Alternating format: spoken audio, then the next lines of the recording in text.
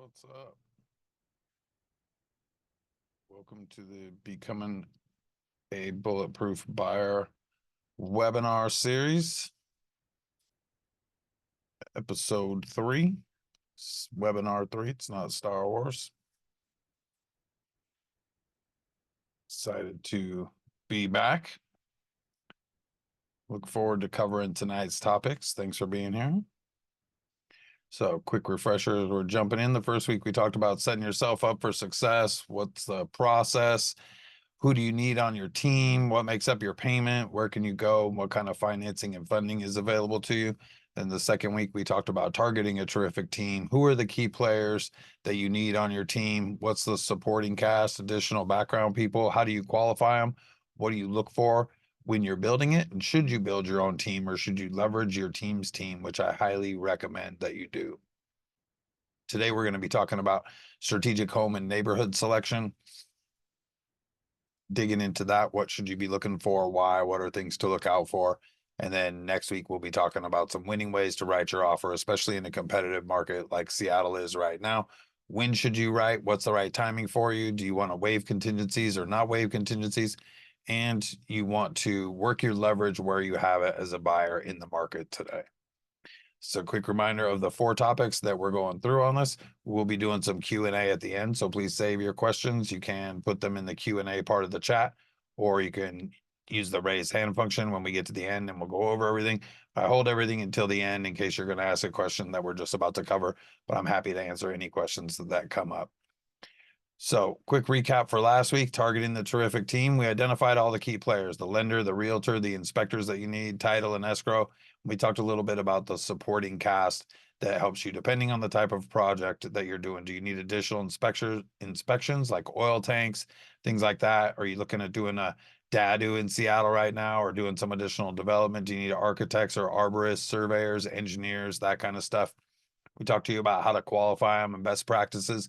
Some pretty typical stuff like checking their license and bond, making sure it's still active. Got into some more stuff about checking references or checking references from references and going out to look at their projects if you're looking at a general contractor. And then we talked about some of the pros and cons of should you try to get your own team or should you rely on your team's team? I strongly suggest that you rely on your team's team. If you're working with a great agent, they should have people for you. Your lender should have people for you. And because they have kind of a vested interest in providing good referrals, making sure their clients are taken care of, those should be good referrals to you.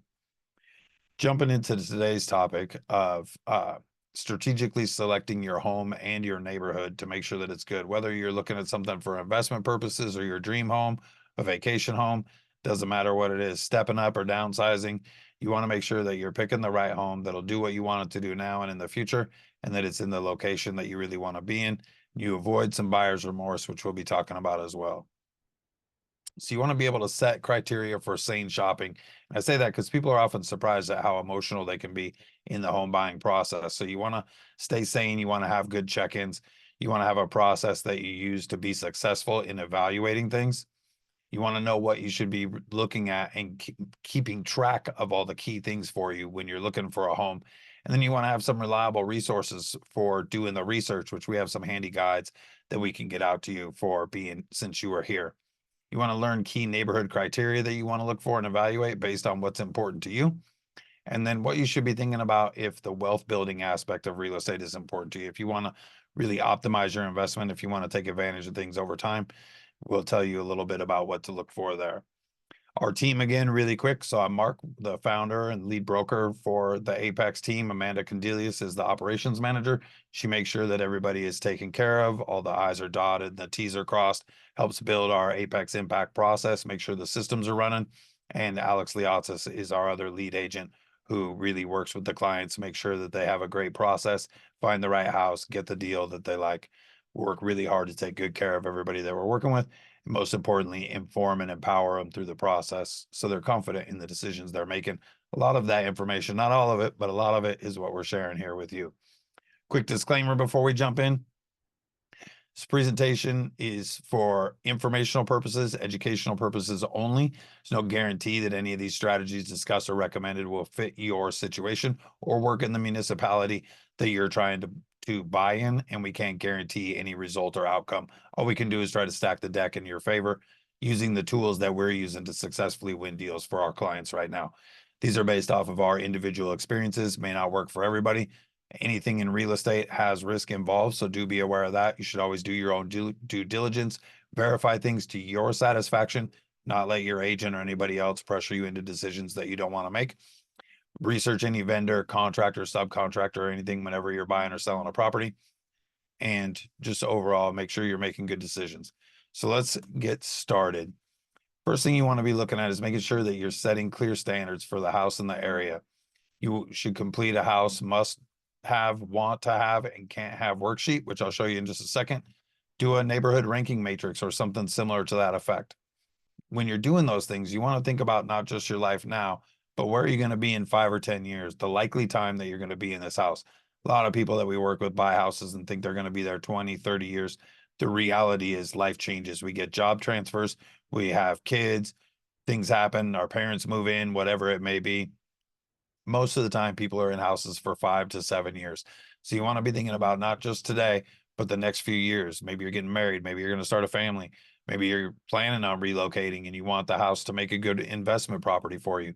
Be thinking about now and the future.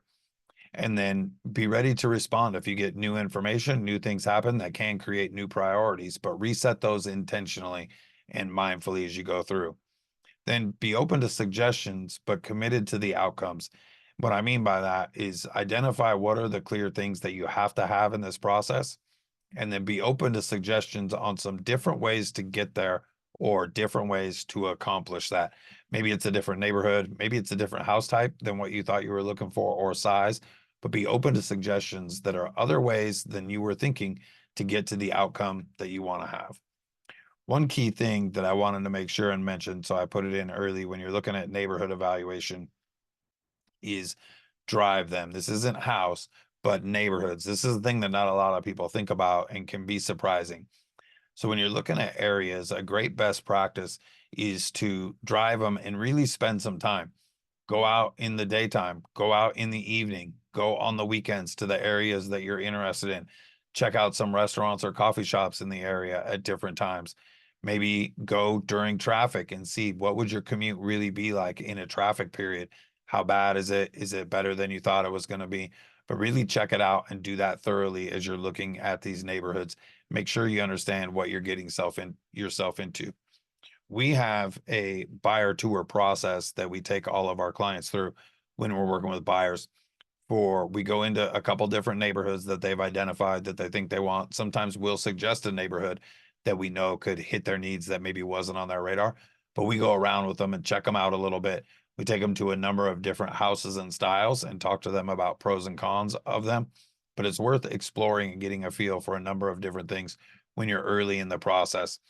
When you're looking at a couple different areas and doing it quickly and not just locking in on one early, it can help you make a more confident decision as you start looking at places. Probably once a month, once every couple months, we see somebody who has a house that they really like in a neighborhood they think they want, but they haven't gone to look at another style, or they haven't gone to check out this other neighborhood yet, and they don't write the offer on that house, and they could have got it, and then they have some regret moving forward.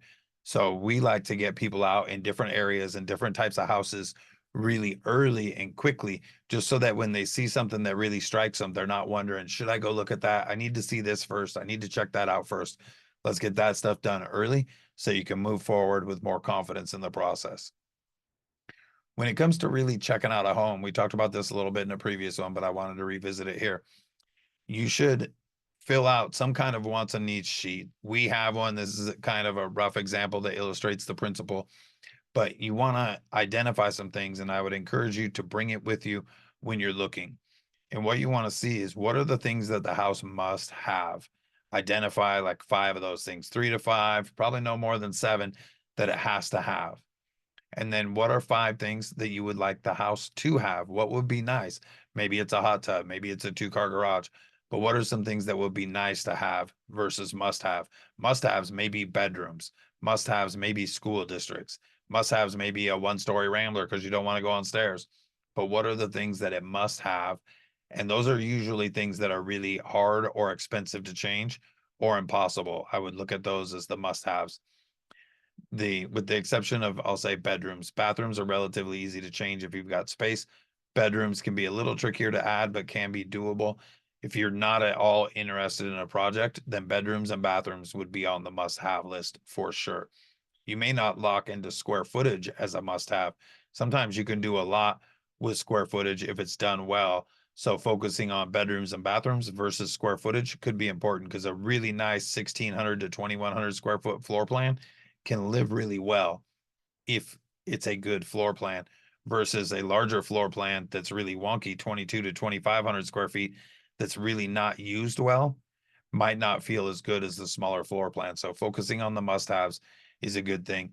And then what are things that it cannot have? And we'll talk about this a little bit more around neighborhoods, but also think about that for the houses. A lot of people that can't be on a really busy road, like an arterial, and have a bus stop and things like that. A lot of people don't like the power lines right there. Maybe it can't be next to the freeway. I just looked at a deal the other day for an investment property that I was thinking about picking up. And as soon as I looked at it on the map, I saw the backyard backed up to the freeway, and I was like, nope, I don't care what the price is. I don't want to do it because I don't mess with places that are right by the freeway. So what are the things that it cannot have that are absolutely non-starter deal breakers for you? When you have that criteria, then you're in pretty good shape to start shopping and to be able to check against stuff and to understand if you're going to make a compromise, to do it really intentionally and not emotionally. Because you want to understand what you can accept and what you can change as you're looking at houses. Some issues are really easy to correct, right? Things like paint color or light fixtures are really easy to correct. So you may not worry about that stuff and be able to change it pretty easily. Some issues are not easy to correct, but they're not deal breakers. Maybe it doesn't have an alley, but that's just a bonus. It doesn't have to have it. Maybe it's got a carport instead of a garage, and you can still get the car covered. Maybe you can frame the carport in as a ongoing project in the future and create the garage. So it's not right there. It's not right now, but it could be something that could work for you. So you want to understand what that is and what are the headaches to solving the problem. Perfection to the tiniest detail is an unrealistic expectation.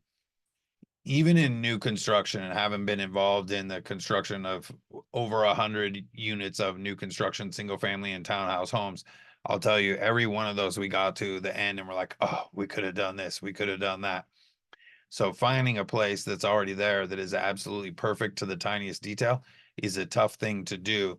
Some agents in my office were joking today, actually, that they're working with a client that is really tough. And another agent was like, well, yeah, they can't find their perfect house because they're living in it right now. Like, they can't find that again. So you want to be aware of that. What are the things that you have to have? What are the things that you want to have? What are the things that you cannot have?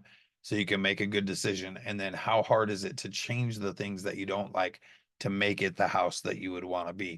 This is especially important when there's not a lot of inventory, right, in the market like there is not right now. It's a very tight market right now from amount of inventory that's available for people and the amount of buyers that are competing for it.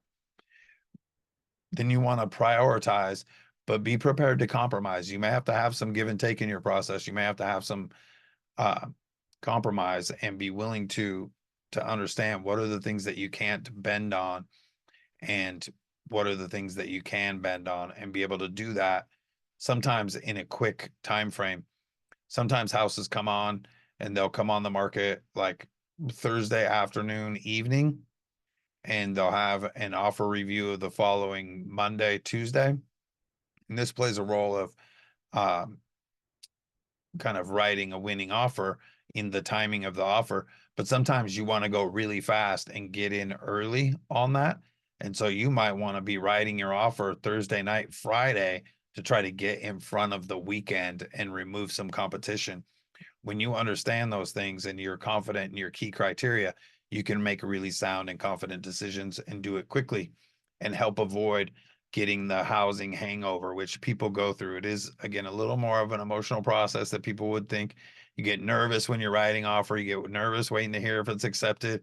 It's can be stressful because you're not doing this all the time. It's a big expense, it's a big commitment. And when you are waiting to hear, you start getting excited about living in the house or trying to get it, and you don't win it, it can create a little bit of an emotional hangover or the thought of should have written an offer on that one, as I was mentioning earlier, but you wanted to go look at something else first because you hadn't had that experience yet, can create a little bit of an emotional hangover that you want to be aware of. Now, moving from the houses and what do you really want to have in the house? What are the deal breakers there? Let's talk about some things that can be deal breakers when it comes to choosing neighborhoods and areas. And there's a few different factors to think about here. What do you want the overall housing and experience to be like? Commute is often a major factor for people, and how long is their commute going to be? What does that look like? And kind of what's the experience? Do you want a curb line street like this one on the screen? Are you looking for a little more urban environment or even a more rural environment like me, wanting to get some acreage and get out away from the city a little bit? So we found in working with people that it's helpful again to kind of create a neighborhood selection matrix is what we call it. So you can create kind of what is important to you. And especially a lot of couples are buying houses, or even business partners, investors are partnering up to buy houses and trying to determine what to do. The more of that that you can do in advance and away from the heat of the moment when you're actively looking at writing an offer, not writing an offer, or doing a deal, the more you can do that in advance, the better decisions you can make in the moment when you're really looking at something. So we put together this cheat sheet that we give to our clients to see what is important to them. How is quality of schools? How important is commute time? How important is transit access if they don't want to commute or they want to catch an Amazon or a Microsoft shuttle somewhere? Where are the stations at? How does that work? How important is safety, like crime ratings and things like that to you? How important is walkability or bikeability? Is that a thing that you're really looking for? Restaurants, stores, entertainment. Do you want to be walking distance to that stuff? How important is it to have parks or other amenity and kind of the feel or the vibes of the neighborhood? We talked about the feel and the vibes of building your team and working with people that you want to work with and that you're excited about working with earlier. Same thing when you're in the neighborhood. How do you feel in the neighborhood, in the community? Does it feel welcoming? Do you feel comfortable? Are you nervous? Are you not going to want to go outside? Do you not enjoy it? Is it too loud? What does it feel like? Rank those in the importance to you. We include some blank columns as well for other things that may be important to you, and then rank them on a scale of 1 to 10 of their importance. And then as you go to other neighborhoods or do other research on neighborhoods, you can give your top 3 neighborhoods scores and see either A, how they rank on total, or where they rank in the categories that are most important to you for making your decisions. So then when you've got your house matrix of what's important to you for the house and the neighborhood matrix, it makes it easy to kind of have a good, solid grounding filter that is always the same when you're making decisions. And then you can apply emotion to those decisions around how much do you like the house? How does it feel? How cool is it?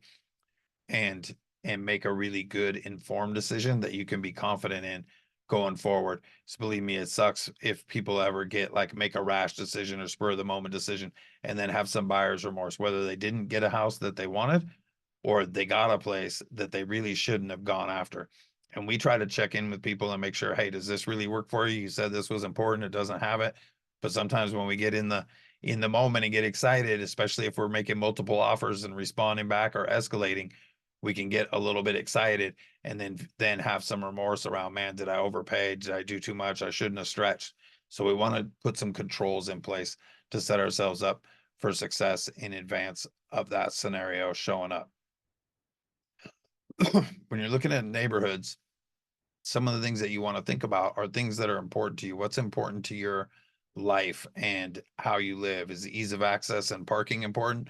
Parking right now is a critical factor for me. I need to be able to park 4 cars right where I'm at. I've got 2.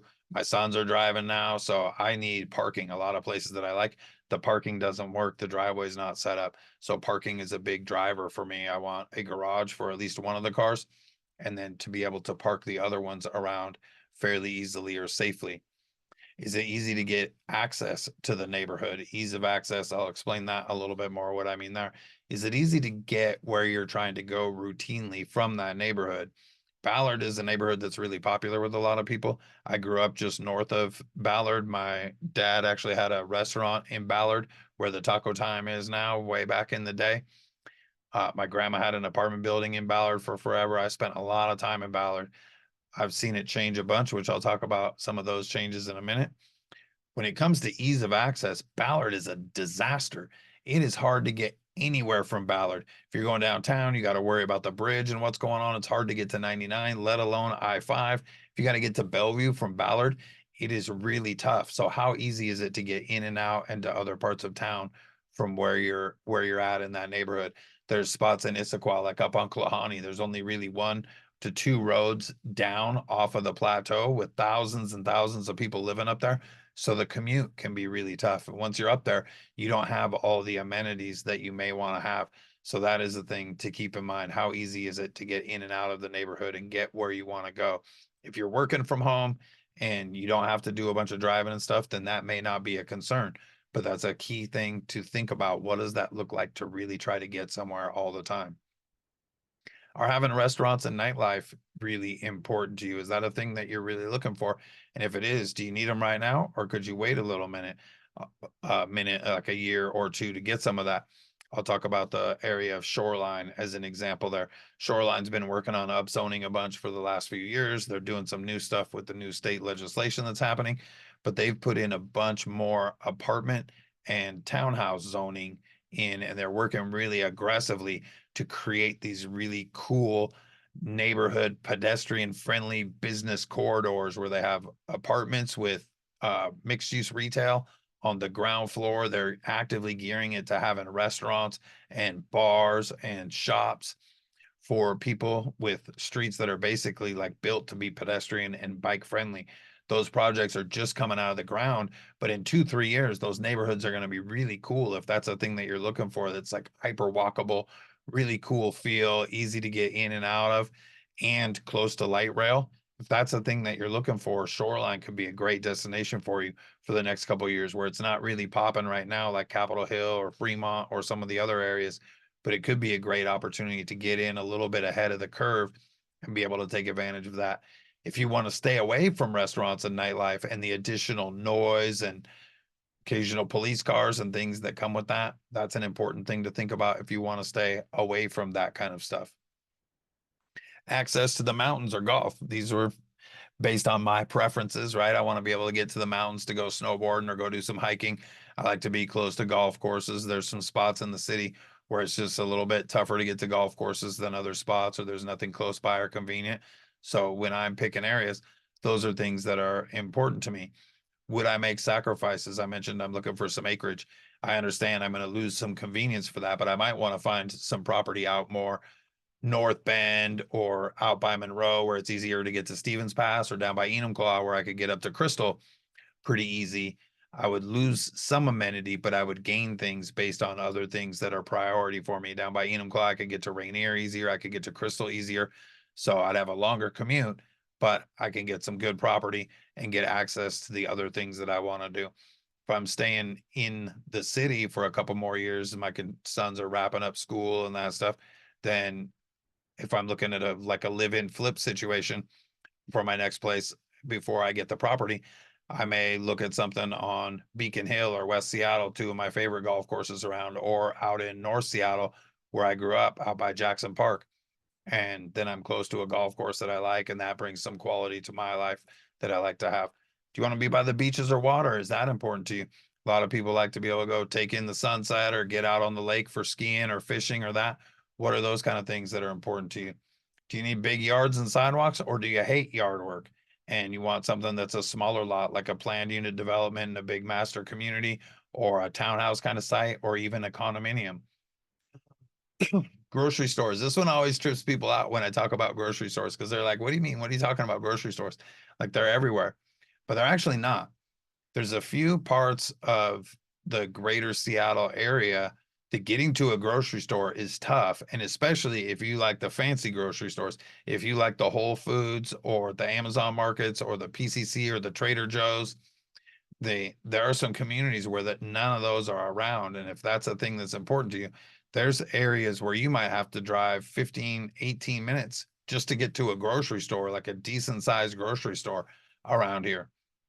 So if grocery stores or other amenities, shopping malls, whatever it may be, are important to you, that's a thing that you really want to take into account, and maybe spend some time on Google Maps and put in some neighborhoods or some areas and then search for grocery stores or hospitals whatever kind of things that are important to you. I know a lot of people have been moving around to get close to, as the boomer generation, the silver tsunami as they call it, as they're transitioning and making some moves. Oftentimes they want to be close to care centers or close to their families.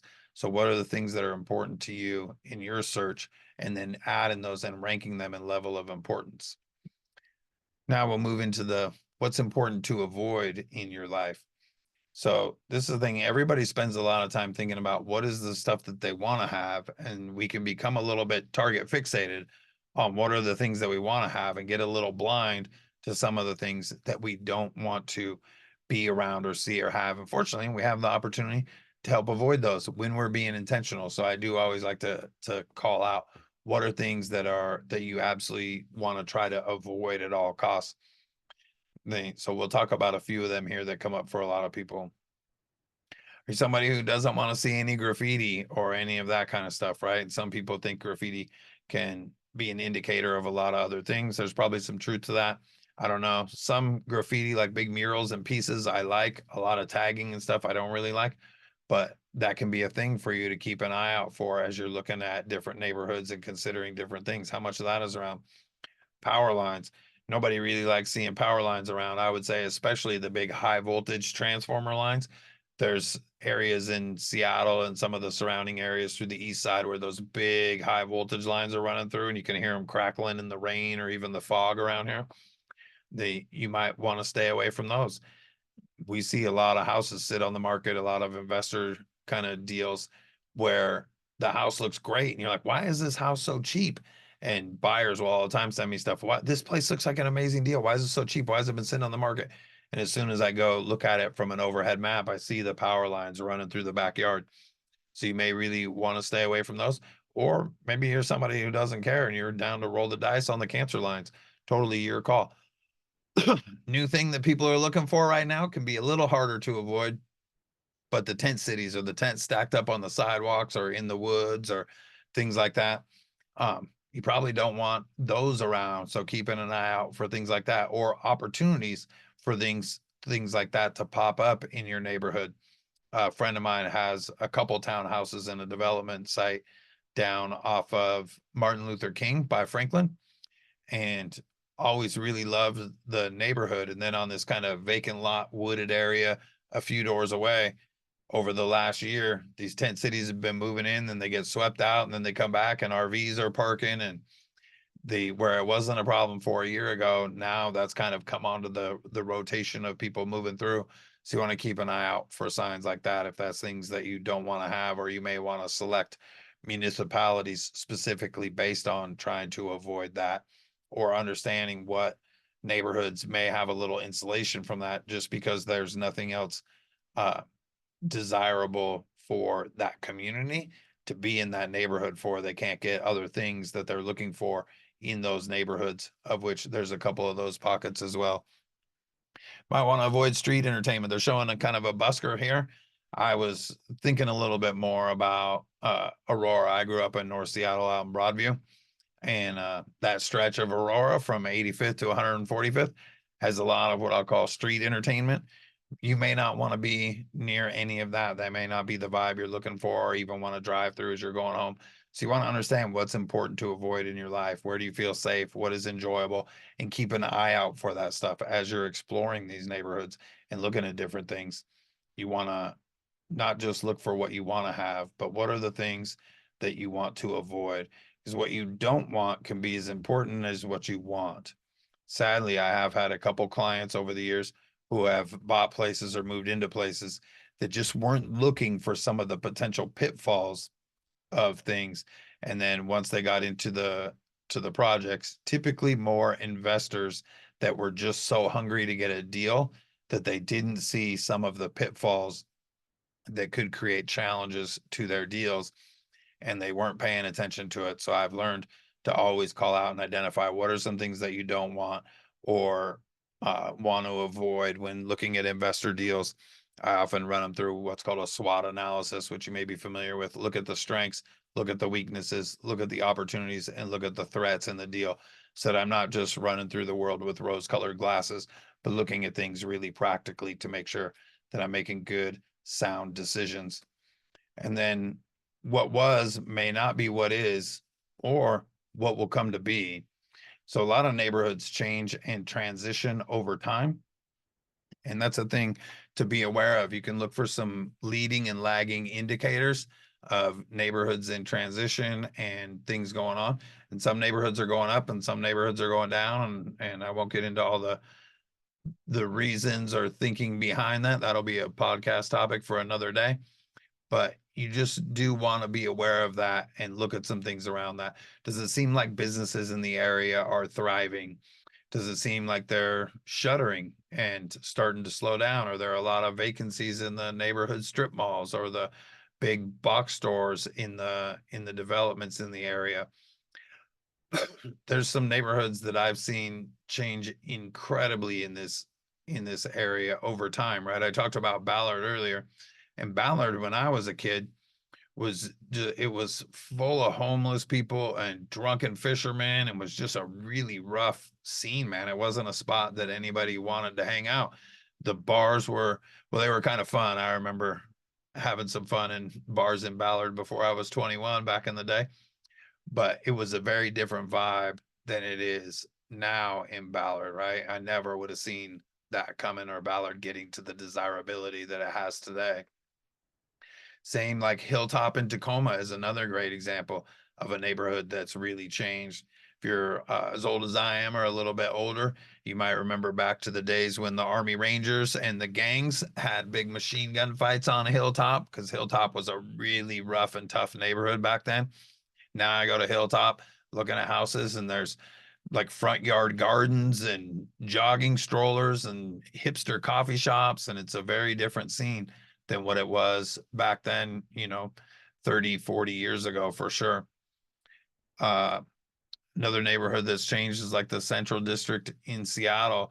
Totally different vibe. I had back in the day, a friend of mine that I went to high school with forever was shot and killed on 23rd and Cherry, and now you got all these little breweries and different shops and different things happening. It's just a very different vibe. Columbia City has undergone a massive transformation.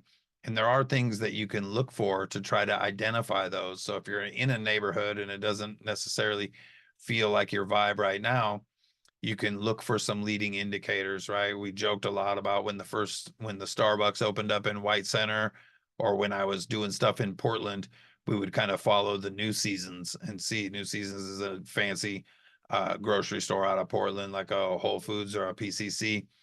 Great stuff, but like all the yuppies were going there. And when New Seasons opened up, like the neighborhood changed, and next thing you knew, there was a hipster bike shop going in and a tattoo shop next to an ice cream place and a vegan joint, and that neighborhood would start to change.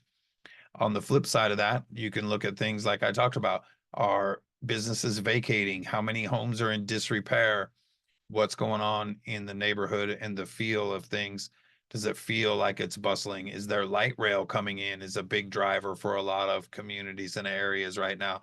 So it may not be ideal right now, but there are some things that you can see on the direction that a neighborhood may be going, and that you can try to get in front of from an opportunity standpoint, especially in the investment side, if that's a piece that you're interested in, which hopefully all of you are interested in, even if it's nothing more than just letting appreciation work for you. So we'll talk a little bit about the wealth building aspects of real estate right now. And we talked about this some in the first webinar in the series, around some of the reasons for some of the benefits of buying and owning real estate. So we'll do a quick recap here and touch on it again. So appreciation and signs to look for, I kind of covered that already. They're never guaranteed, but things like new shops opening up, new restaurants opening up, those can be good things. Light rail coming in. Maybe you see where a big employer is moving a new facility in, right? If we talk about Austin, Texas, which is having a little bit of a downward trend right now, it's interesting talking to my friends in Texas about what's going on and what they see driving some of those activities. But when like Tesla announced they were moving to Austin, and just outside Austin, actually closer to Bastrop, those kind of economic indicators can show you, hey, this area may be about to pop, or maybe about to experience some big things. Around here, looking up north into other counties, like up by Arlington and stuff, seeing things like Amazon fulfillment centers going in, warehouses, Sam's Clubs, Costco's, uh, can show you some areas that could have some good resilience and good signs of things, because you can kind of leverage their economists, right? Those guys pay a lot of people to do a lot of deep analysis on where should they put stores, where should they put facilities, to see, is the rest of the infrastructure in place? Is this an area that can support us or will be able to support us soon? And that can be a good kind of leading indicator for you when you're considering where to buy and looking for some signs of appreciation, maybe getting to the front edge of the curve. There's really three ways that you can make money in real estate. And sure, we could break all these down into hundreds of different approaches and strategies, but all of those would generally fit under these three buckets. There's the rental income, or kind of passive income, which everybody talks about. They talk about it as passive, though it's can be fairly active depending on how you do it. There is appreciation, which is fantastic. And there's taxes and depreciation. So those are the three main ways that you can make money in real estate, and they're all worth considering as you're buying stuff. Appreciation is probably my favorite. It's an incredibly powerful force. And if you look over any extended period of time here in the Seattle metro, King County region, even the Tri-County, Snohomish, Pearson, King, you're going to see the property values are typically doubling about every 10 to 12 years. There's a thing called the rule of 72, which is a way to figure out how long things will double at what appreciation rates. At 10%, they'll double every 7.2 years. At 7.2%, they'll double every 72 or every 10 years. So it's a kind of an easy little math trick, something that people will talk about. It's been helpful to lock into my head around that. But historically, we're doubling every 10 to 12 years here in King County. Now, could you pick a 10-year window and find one? Sure. If you want to be a naysayer or a downer, you could maybe grab 2008 to 2018. I haven't done this research specifically, but 8 to 19, 8 to 18, 9 to 19 could be a specific 10-year window where that didn't happen because it was such a catastrophic crash. But if you looked from 2000 to 2010 could be another one of those windows, because everybody forgets about the tech bubble that happened.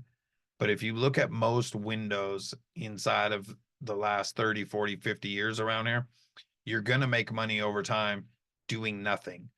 Just the power of appreciation in this region is going to make you a lot of money.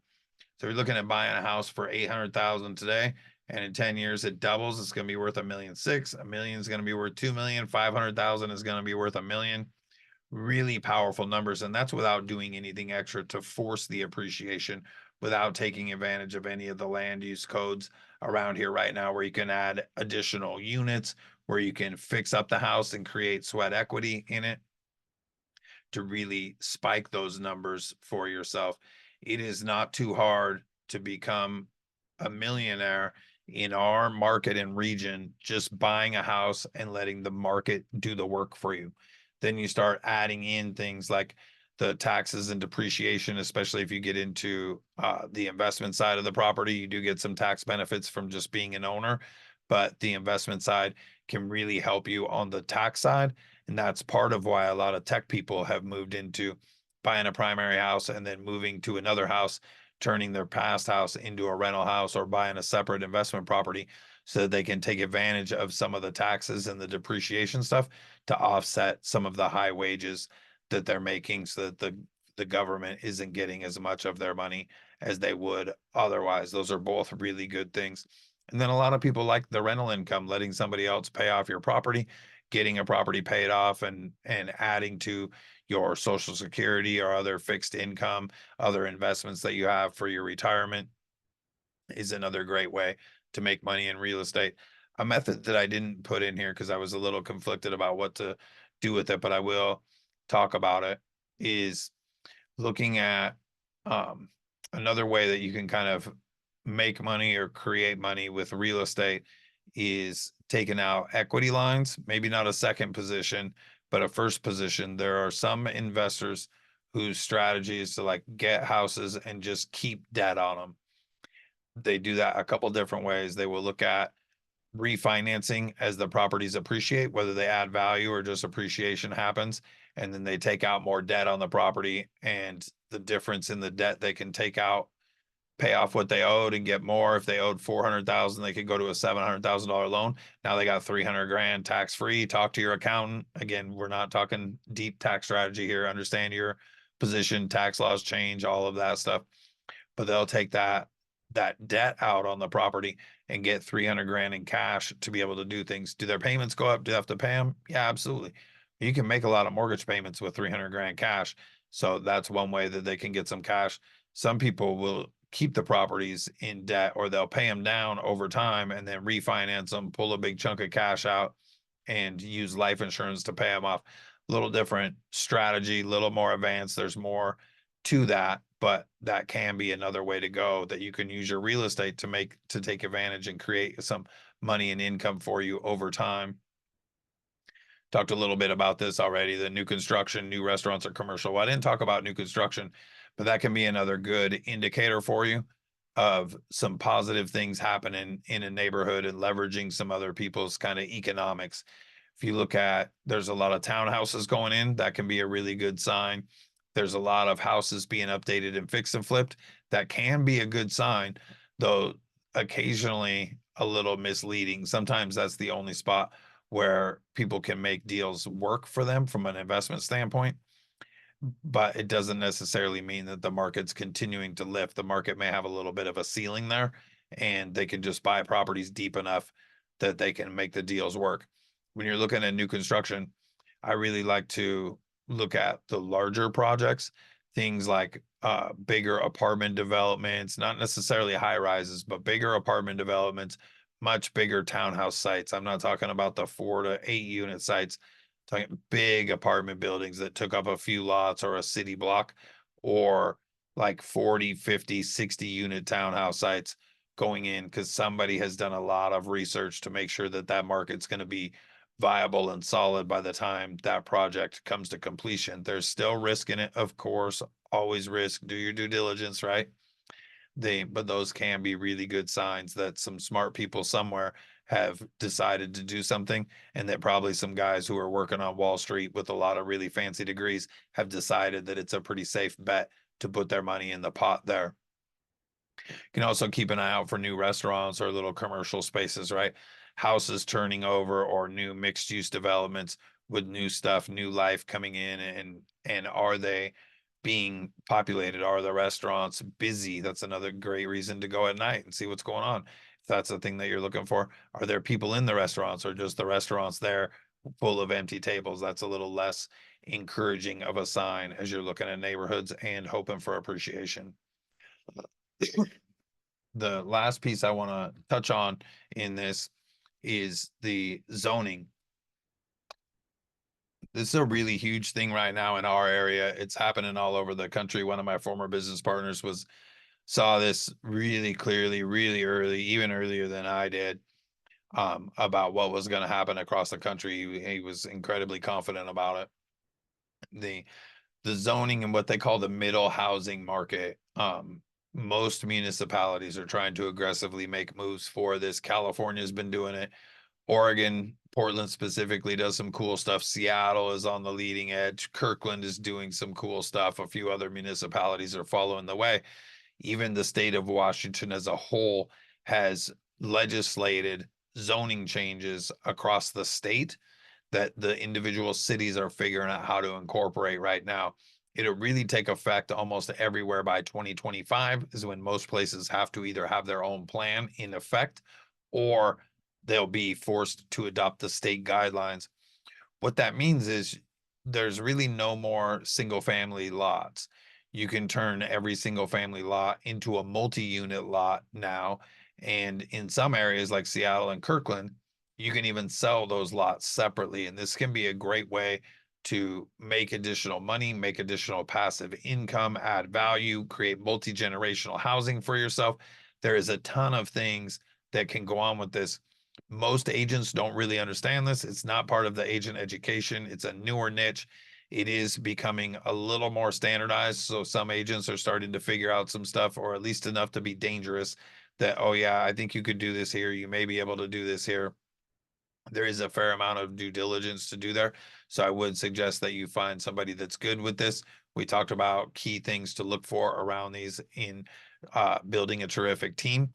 So you do want to keep that in mind, but I'll give you a couple examples of kind of the power of this philosophy. A lot of investors do this. They're buying fixers and uh, turning them around and adding units, and it's creating opportunities even for builders. Part of why the Seattle market is so tough right now is a lot of builders of new single family stuff or townhouse stuff. The townhouse guys are largely not looking at townhouse sites right now because there were a bunch of fees added to townhouse and apartment projects by the city of Seattle to try to combat and create affordable housing that are kind of having the opposite effect. Shocking, I know, government creating something that has unintended consequences.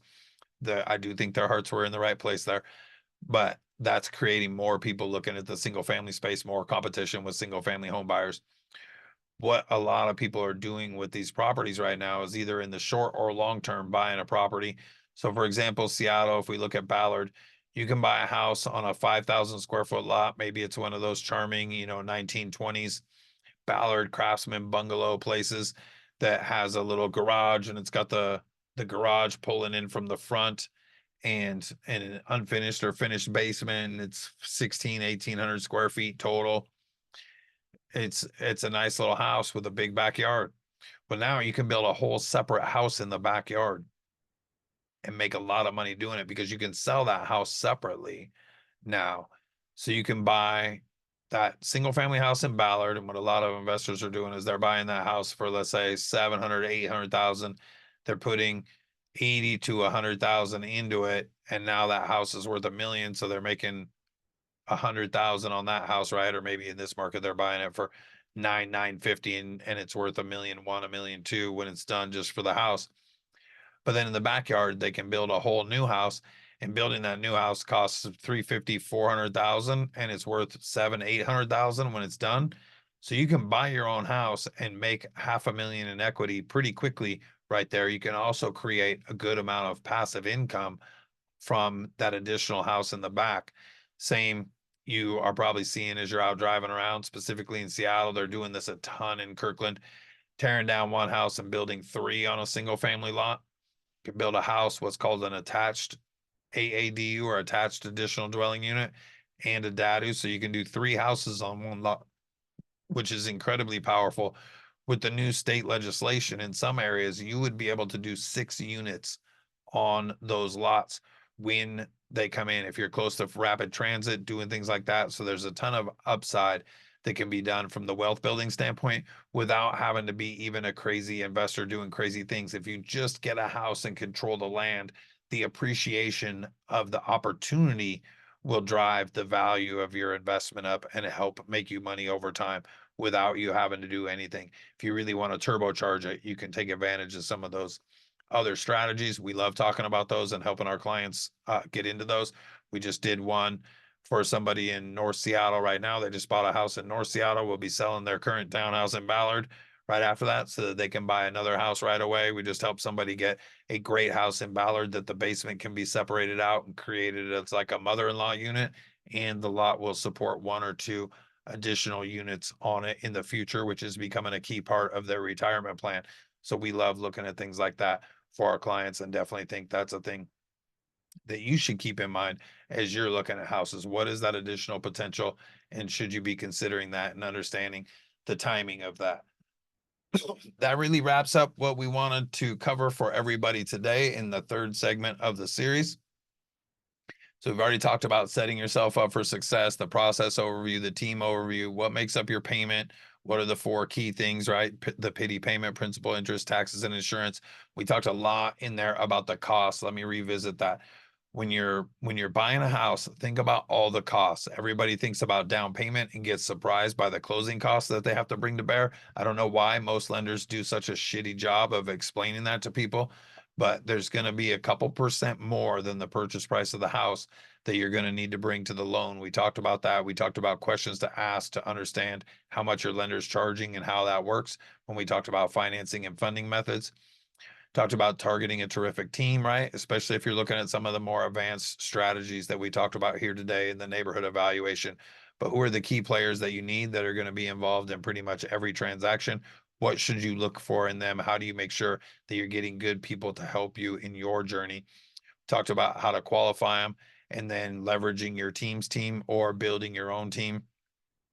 And what do you want to do in that space? I would suggest if you don't really want to be in real estate full time and you don't have a high time allowance, you don't have a lot of free time, and you don't have a high tolerance for risk, leverage your team's team, regardless of who it is. It's no guarantee, but it is in your best interest and in their best interest to make sure they're getting good people, and it creates some obligation. The client I just mentioned, that is a really good friend of mine that I just helped get a place in Burien.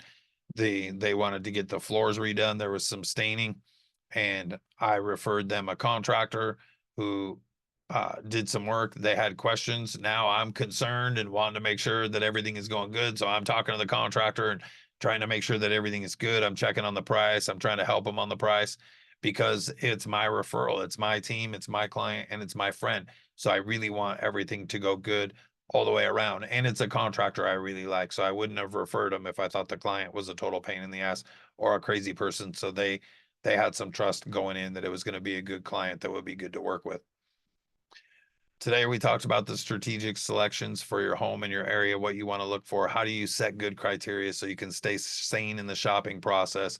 What kind of process should you have to get set up for success? What are key considerations you should be looking at when thinking about a home? What are some reliable resources for research? I actually didn't get into those. So, as for signing up, you should be getting those. If you haven't seen those already, reach out to the team, email us, and we will get you set up and dialed in. You can just email me, Marc at apex-re.com. We'll make sure you get set up with all of those resources, different websites that we found that we suggest that people use from creating home searches for yourself that are customizable. There's one that we really like to use. It makes it really easy for us to share notes and thoughts and share properties and rank them and do different things like that. To how do you research schools and what do you look for? How do you find out what neighborhoods have good restaurants and bars or nightlife? If that's important to you, where are the dog parks at? We can get you connected to those resources as well. So you can see where you want to be and what's important to you. And then what are criteria for the neighborhood selection and even to build wealth in your efforts in investing in real estate. Next week, we're going to be talking about winning ways to write your offer, which is a really important topic right now. Sometimes you have to be really aggressive and put a lot of money at risk. You want to be really careful with that. You want to understand the pros and cons. You want to understand where you have leverage or where you don't. You want to understand how you can sweet talk a seller by finding out their sweet spot. We're going to be covering all of that stuff next week in the winning ways to write your offer. The client I had in Burien, we got her in an offer. It was a multiple offer situation. We ended up winning that offer, and I pulled an old trick out that I hadn't used in a while and ended up winning the offer for her for 30 grand less than what she was willing to offer and suggested that we send in. So hopefully there will be some value in that because we timed that correctly. We also got that deal done before somebody came in at a much, much higher price, and they were super pissed. The seller wasn't even happy about it, but they had already agreed. So I got the client the deal. That's one of the strategies we'll be covering next week. So now we will switch it up and go to questions and see what everybody has for us here. Let me stop this. Let me stop the recording for the questions segment, and we will go from there.